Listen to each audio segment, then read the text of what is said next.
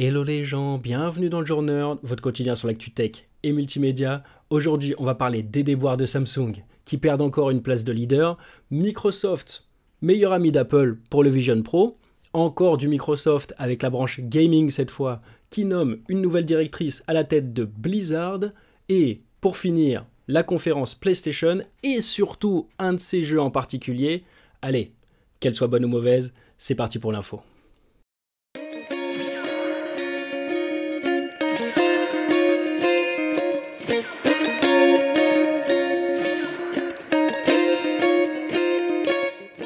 La sortie de l'Apple Vision Pro est imminente aux États-Unis puisqu'il sort officiellement le 2 février, même si beaucoup l'auront pas avant mars. L'ordinateur spatial, comme Apple l'aime bien l'appeler, est un mélange de réalité virtuelle et de réalité augmentée.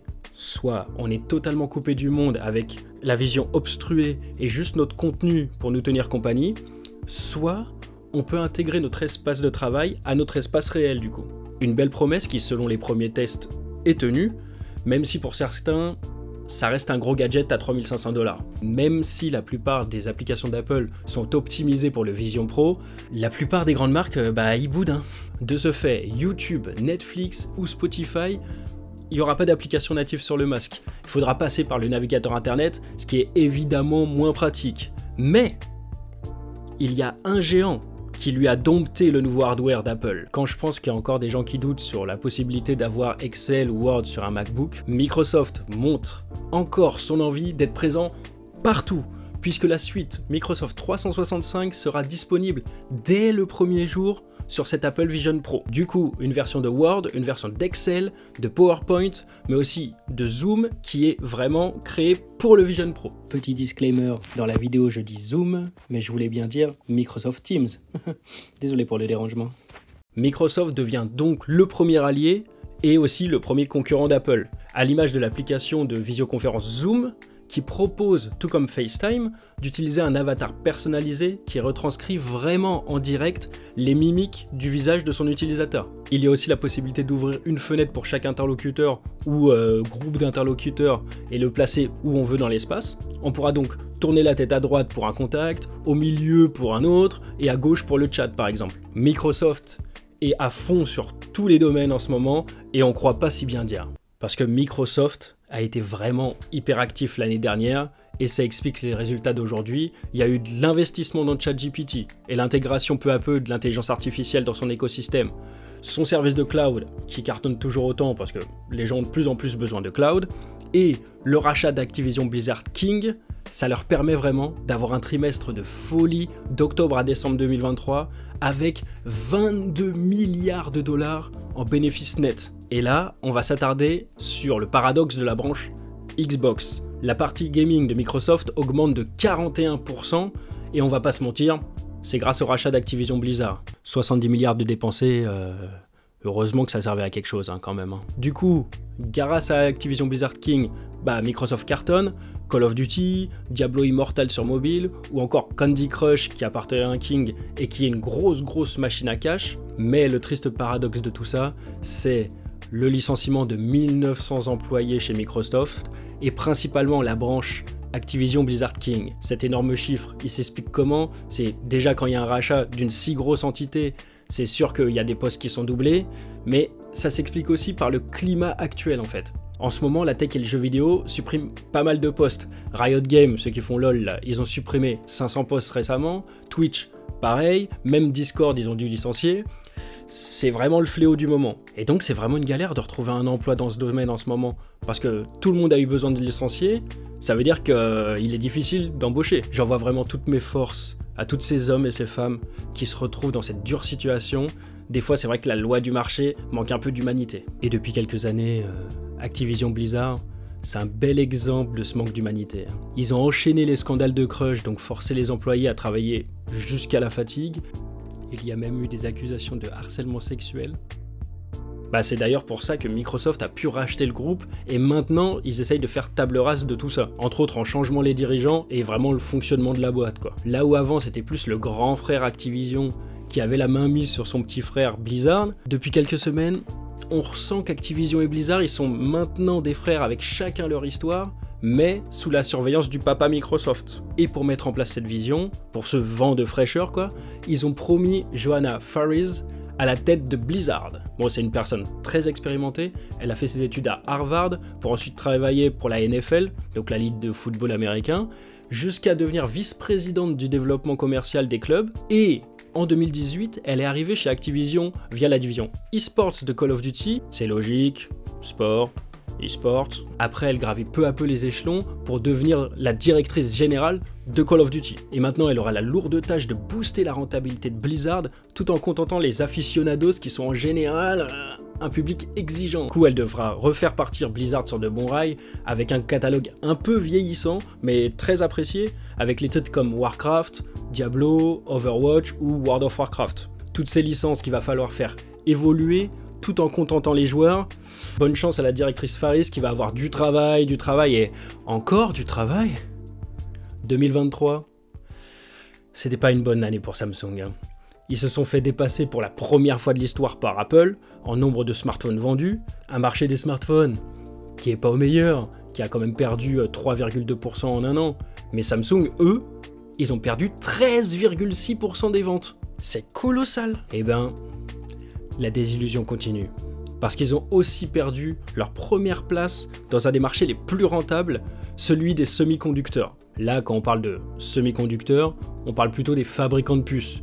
Donc les processeurs, les puces graphiques, les contrôleurs à la con pour faire fonctionner un feu rouge, ou même afficher l'heure dans votre voiture, bah on parle de tout ça. Du coup, Samsung, dans ce domaine, passe de 70 milliards de revenus en 2022 à 43 milliards en 2023.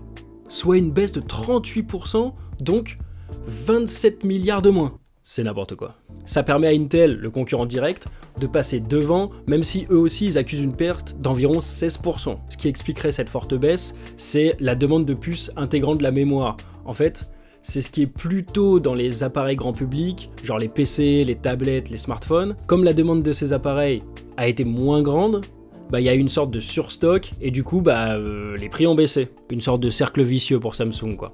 Mais il y en a un qui s'en sort bien dans cette histoire. C'est Nvidia, ceux qui sont connus surtout pour les cartes graphiques.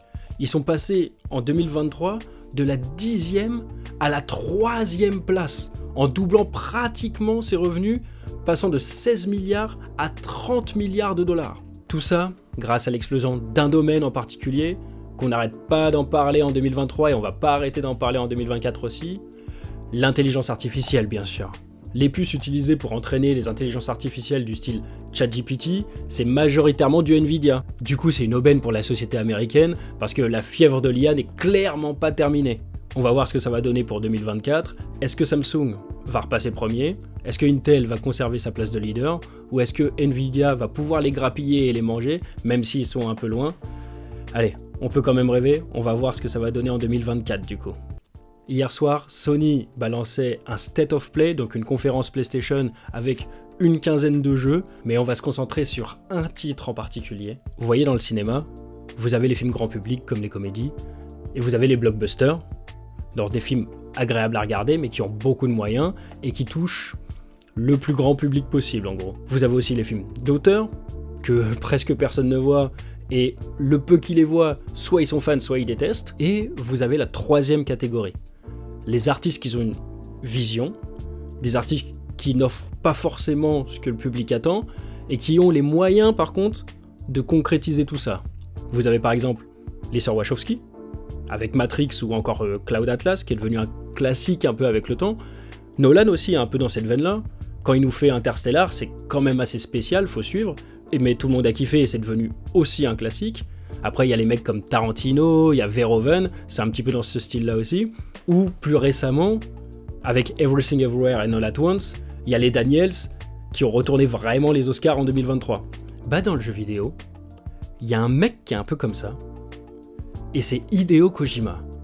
C'est le papa de Metal Gear, mais chez lui, ce qui représente le plus la force de la marginalité en quelque sorte, c'est Death Stranding. Bon, le jeu il est souvent décrit par ses détracteurs, Daryl, le mec de Walking Dead qui fait des livraisons Uber Eats. Mais il s'est quand même écoulé à plus de 10 millions d'exemplaires. Et pourtant c'était pas gagné parce que les bandes annonces elles étaient vraiment bizarres, bien que magnifiques, et le jeu lui-même il était vraiment bizarre, quoi. Et il fallait vraiment accrocher. Mais quand même, 10 millions de personnes l'ont acheté. Après, il avait des armes. Le teasing était très bon. Comme je l'ai dit, les graphismes étaient fous. Et il y avait un sous-texte de qualité, une bonne histoire. Et en plus, le nom de l'auteur Kojima, ça donne envie à beaucoup de gens. Il y a aussi beaucoup de gens qui ont été bouleversés par ce jeu-là. Et qui en ont parlé après. Et ça a fait un bon bouche à oreille aussi. Mais c'est pas fini tout ça. Parce que oui, le jeu d'auteur est de retour pour un second épisode qui est nommé Death Stranding on the Beach. Dans ce jeu, Léa Seydoux est de retour aux côtés de Norman Reedus.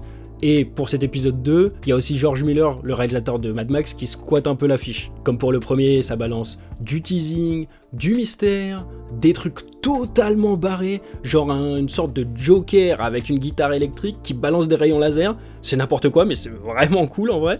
Mais ce qu'il y a surtout, qu'est-ce que c'est beau! Non mais c'est un délire ce qu'ils ont pu faire. La profondeur de champ, les détails du décor, les particules, la modélisation. Regardez la modélisation. Ça y est, c'est bon? On est enfin dans la next-gen là? Bon, pas encore parce que le jeu est attendu pour 2025. Bon, ça va, c'est pas trop loin. Attendez, il y a encore un one more thing. Lorsqu'on a un projet, le temps c'est primordial. Lorsqu'on veut sortir un film d'envergure, mais que le truc se boucle en 2 ans, c'est mauvais signe, hein? Hello Disney! Et Hideo Kojima, il l'a bien compris, puisqu'il annonce déjà le futur. Il travaille en collaboration avec Sony sur un jeu d'espionnage action, un truc next-gen apparemment. Il annonce que ce sera le point culminant de sa carrière. Le nom de code de ce jeu c'est Ficint, je pense ça se prononce comme ça. Et Kojima utilise bien le mot next-gen, nouvelle génération. Sachant qu'un jeu, ça prend énormément de temps à sortir et que ça va pas se concrétiser avant la sortie de Death Stranding 2, c'est pas déconnant de voir que le jeu il sortira sûrement sur la future PS6. Il parle dans un tweet de niveau supérieur du divertissement. Perso, moi, Kojima, je m'en fous un peu. Même si je respecte énormément son travail, surtout celui actuel avec Death Stranding par exemple. Mais bon là, quand on est fan de tech et de cinéma, ça peut être que la hype, hein. Et voilà, c'est tout pour aujourd'hui. Merci d'avoir suivi le Jour Nerd jusqu'au bout. N'hésitez pas à vous abonner pour ne rater aucune info. Et je vous dis à demain!